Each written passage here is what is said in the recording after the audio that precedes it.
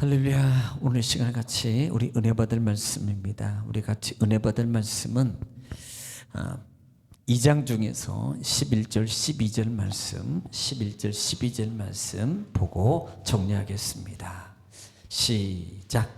보아스가 그에게 대답하여 이르되 내 남편이 죽은 후로 내가 시어머니에게 행한 모든 것과 내 부모와 고국을 떠나 전에 알지 못하던 백성에게로 온 일이 내게 분명히 알려졌느니라.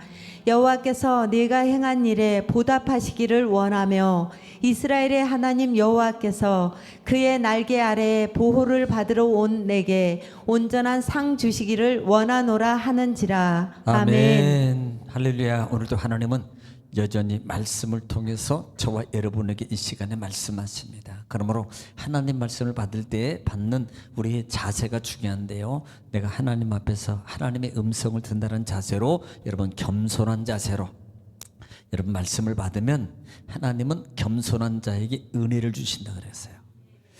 또 그 말씀을 따라서 여러분 순종해서 가면 신명기 28장 1절로 14절의 말씀의 축복입니다. 내가 들어가다 복을 받고 나가다 복을 받고 소유가 복이 되며 형통하게 될 것이라는 말씀이 그대로 이루어질 줄 믿습니다.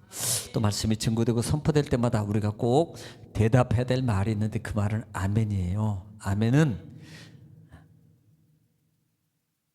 뭐예요? 아멘은 고린도후서 1장 20절 말씀에 아멘하여 하나님께 영광을 돌리니라 그랬어요. 아멘은 하나님 말씀, 하나님의 능력을 믿습니다. 그 믿음을, 내적 믿음을 소리를 내어서 하나님 앞에 고백하는 거예요. 또 아멘은요, 우리 마음의 기도의 소원이 담겨져 있습니다. 그러므로 하나님 말씀이 증거되고 선포될 때마다 아멘으로 화답해서 여러분이 그 아멘한, 그 부분의 아멘한 말씀이 여러분 현장 속에서 축복으로, 기적으로 체험되시기를 다시 한번 주님으로 축원합니다. 자, 반복의 능력입니다. 자, 우리는 지금 룻기서예요. 자, 룻기서 1장을 통해서 2장, 자, 2장 마무리했어요. 자, 2장입니다. 1장의 마무리는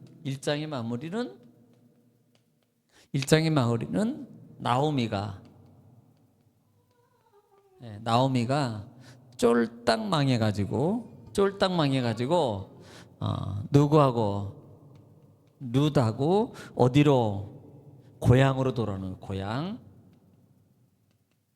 고향으로 돌아오는데 그 고향이 이름이 뭐냐면 유다 베들레헴. 자, 베들레헴이라고 했습니다. 자, 지금 돌아왔어요. 그런데 그 시기가, 돌아온 시기가 보리 또 밀 거둘 시기예요. 그러니까 추수기예요. 지금으로 말하면 뭐 4월 말부터 5월, 아마 6월은 지금 다 못 심었으니까 보통 5월 말이나 6월이면 뭐를 다 심더라고요. 아마 그러니까 그때 4월 말부터 5월 중 이 정도 되겠죠. 우리들 태양력으로 보면은 지금 이 보리와 밀을 벨 시기예요. 이걸 뭐 그냥 추수라 그래요. 추수 그러면 우리는 가을만 생각하는데 추수 때 돌아왔어요. 실제적으로 그런데 이 돌아올 때 솔직히 말하면 다 망해서 돌아왔잖아요. 상당히 그러니까 빈곤 상태. 심지어는 자기를, 이 나오미라는 이름이 기쁨이에요. 기쁨인데 나를 기쁨이라 그러지 말고 마라라 그래라. 마라는 쓴 괴로움, 이런 뜻입니다. 그러니까 자기 인생의 삶이 괴로움으로, 고통으로 바뀐 거예요. 왜냐하면 다 잃어버렸으니까. 남편 잃어버렸지, 그 다음에 자녀 잊어버렸지. 그래서 뭐 거기다가 뭐 그 정도 되면 경제적으로도 뭐 상당히 어렵죠. 그 정도 되면 경제적으로도 어려운 상황입니다. 그런 상황이 있을 때 마침내 추수 때가 되니까 여기서 룻이 시어머니한테 내가 지금 추수 때니까 밖에 가서 이삭을 좀 주워오겠습니다. 이삭. 자, 이삭을 좀 내가 주교로 가겠습니다. 허락하니까 그래 그럼 갔다 오라 그랬어요. 그래서 이삭을 주우러 가서 어디로 갔냐면 밭으로 갔어요. 밭으로 갔는데 그 밭이 마침내 누구 밭이에요? 보아스. 보아스 밭이더라. 보아스 밭. 사실 보아스 밭으로 가려고 그런 게 아니에요. 그런데 가서 줍다 보니까 보아스 밭이에요. 그리고 그렇게 줍고 있는데 보아스가 돌아와서 이제 지금 보아스가 돌아와가지고 물어보는 겁니다. 이 뇌세에 대해서.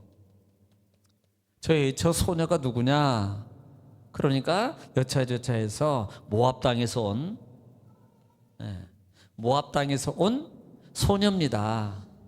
어머니를 따라서 남편도 다 잃어버리고 남편도 죽었는데 그래도 그 둘이 있었는데 지금 이 룻은 쫓아오고 하나는 오르바는 가고 이 이방인인데 어머니 때문에 지금 이렇게 왔습니다 라고 사실 알고 있는 거예요. 이것이 11절 바로 그 부분입니다.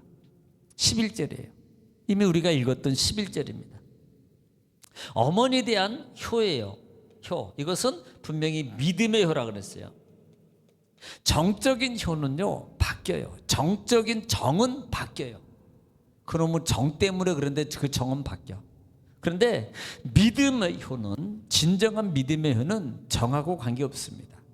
왜? 말씀이니까 하는 거예요. 그냥 말씀이 해야 된다 그러니까 하는 거예요.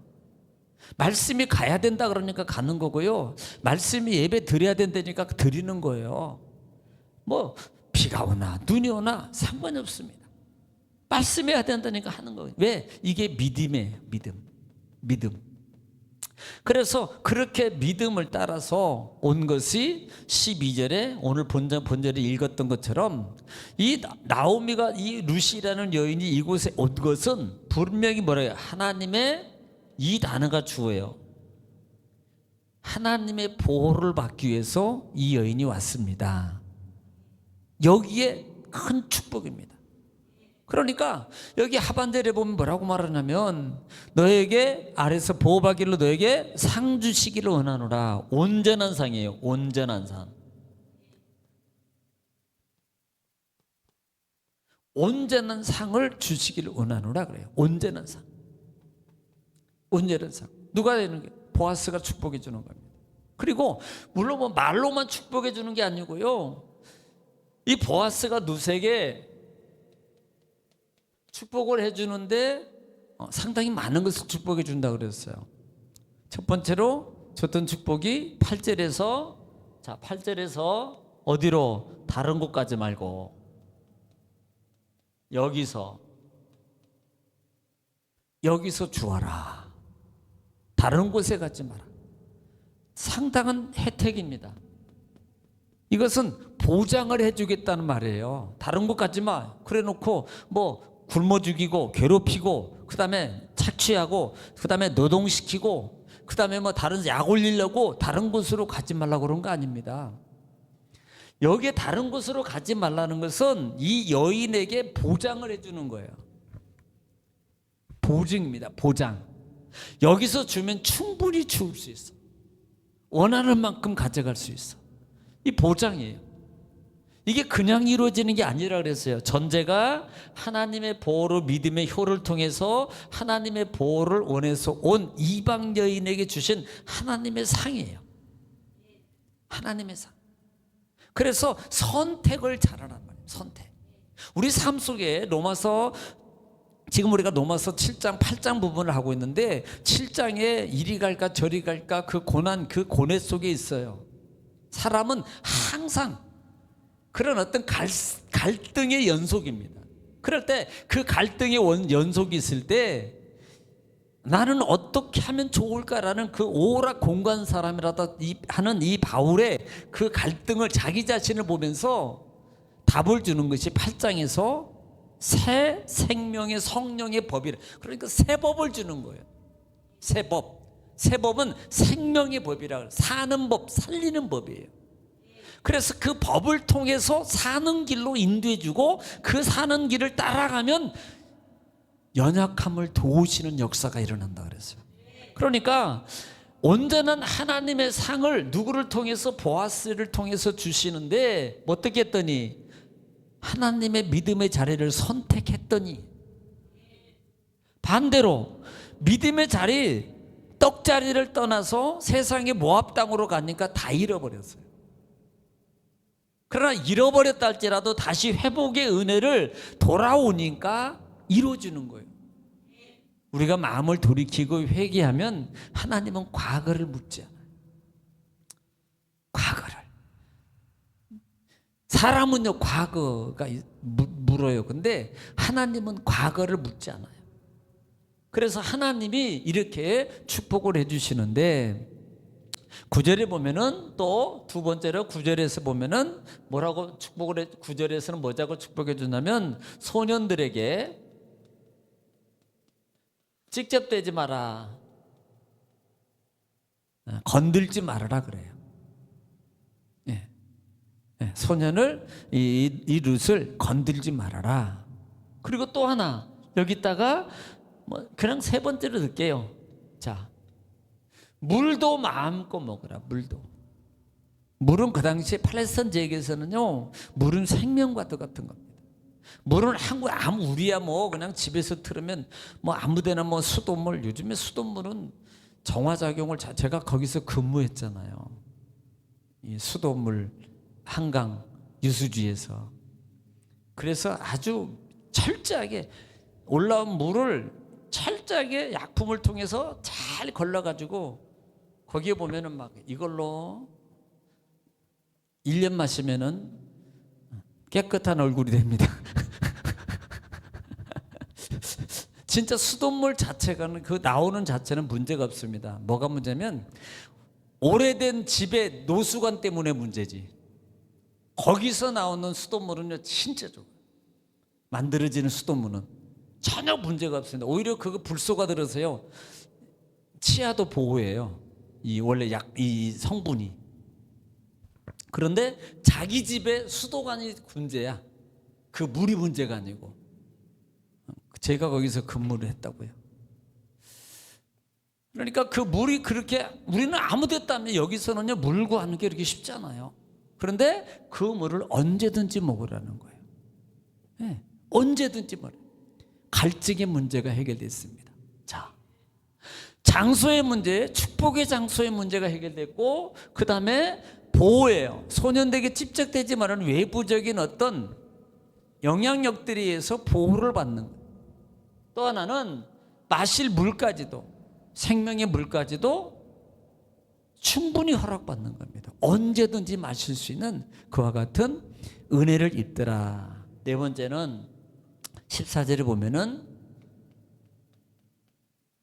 와서 뭘 먹어라? 떡을 어디다 찍어 먹어라? 발사믹.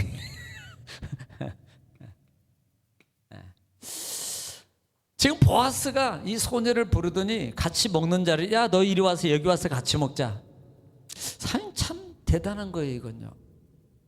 그게 우리가 보통 그 사회생활을 하게 되잖아요. 사회생활 하게 되면 이렇게 이제 음식을 먹는 것도 좌석이 이렇게 자리가 대충 이렇게 앉아요. 그런데 저기 있는데 예를 들어서 뭐 대통령이 거기 있는 분 이쪽으로 여기 와서 같이 먹어요. 그분요 아주 뉴스 나옵니다. 바로 다음 날 인터넷 방송이 인터넷에 막 확 떠요. 그냥 그 정도로 이렇게 사회적인 관계에서는요 이런 게 상당히 그게 보이지 않는 영향력이 있어요. 그러니까 불러가지고 일부러 불러서 여기 와서 같이 떡 먹어라 그런 것은요 그냥이 아니라 엄청난 배려고 신임이고 관계예요. 이게 아무나 내 옆에 갖고 와가지고 밥 먹어라 떡 먹어라 그러지 않아요. 예. 이렇게 한다는 자체가 엄청난 겁니다. 자, 엄청난 이런 배려를 통해서 떡도 먹고 그 다음에 떡도 싸가지고 가요. 남은 거. 그때 봉지가 만들어졌어요. 자, 떡도 싸가지고 싶어요. 자, 배불리 먹고 남은 것을 가져갑니다. 자, 다섯 번째는 지금 뭐예요? 하나님의 보호 아래 온 자에게 믿음으로 효를 행한 자에게, 이것은 믿음의 효라는 말은 정적인 효가 아니에요. 믿음의 효는 우리가 기억하세요. 십계명을 지킨 거예요. 말씀을 우리는 믿음으로 효한다, 믿음으로 한다니까, 그래 나는 믿음으로 아니고요. 이 기준은 말씀이기 때문에 하는 거예요. 말씀이기 때문에.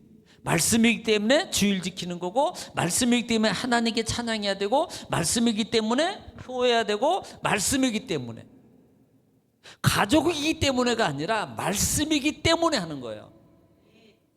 우리가 믿음의 사람은 세상 사람과 달라요. 똑같이 다른 사람도 가족이기 때문에 다 안 되니까. 그런데 그 차원이 다른 게 뭐냐면, 우리가 먼저 기억해서 나는 하나님의 사람이기 때문에 말씀에 하나님이 그 말씀이 있어. 그래서 나는 하는 거야. 이걸 하나님이 정말로 기뻐해요. 예, 하나님이. 그러니까 세상에도 기준은 다 있다니까요. 그럼 뭐하러 하나님 말씀의 기준을 따라, 세상 기준 따라도 얼마든지 할 수 있는데. 그런데 하나님 말씀의 기준을 따라서 지키는 거, 이게 축복이라고요. 자, 15절에 보면은 어디 와서 곡식과 신, 이제는 더 단 사이까지 와요. 여기 밭에서 다른 곳에 가는데 그 다음에 넉넉히 와서 주는데, 어디냐면 곡식을 이렇게 묶는, 그 다음에 묶고는 바로 위치, 그 사이에까지 와서 주어라 그럽니다. 그리고 6번째 심전은 이 곡식단을 베고 잡는 사람들한테 한 움큼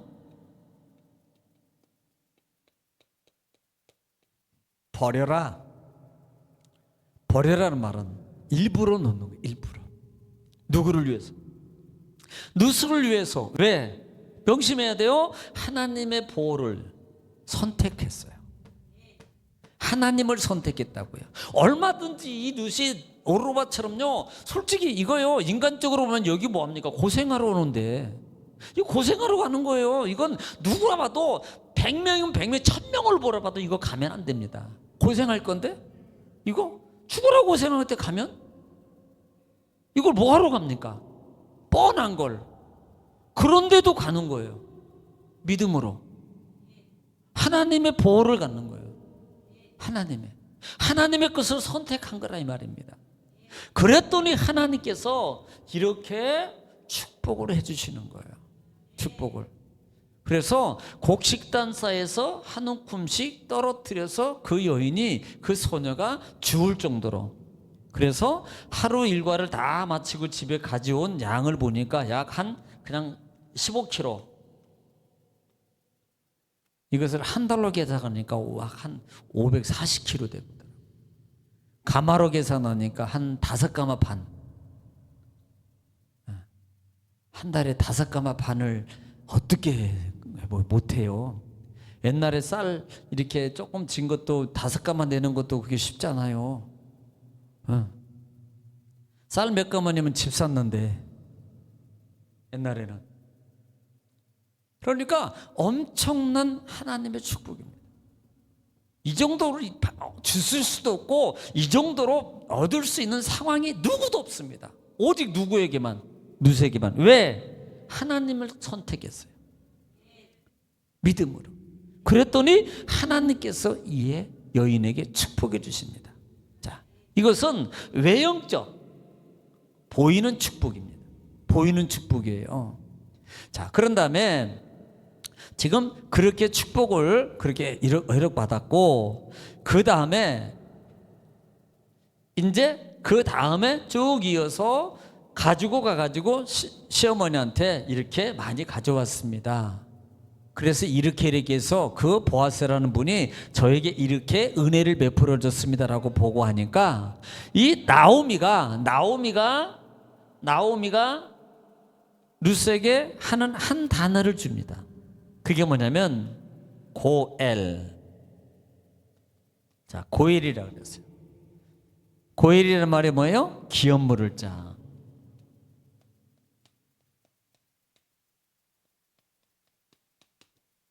자, 기업 물을 자입니다.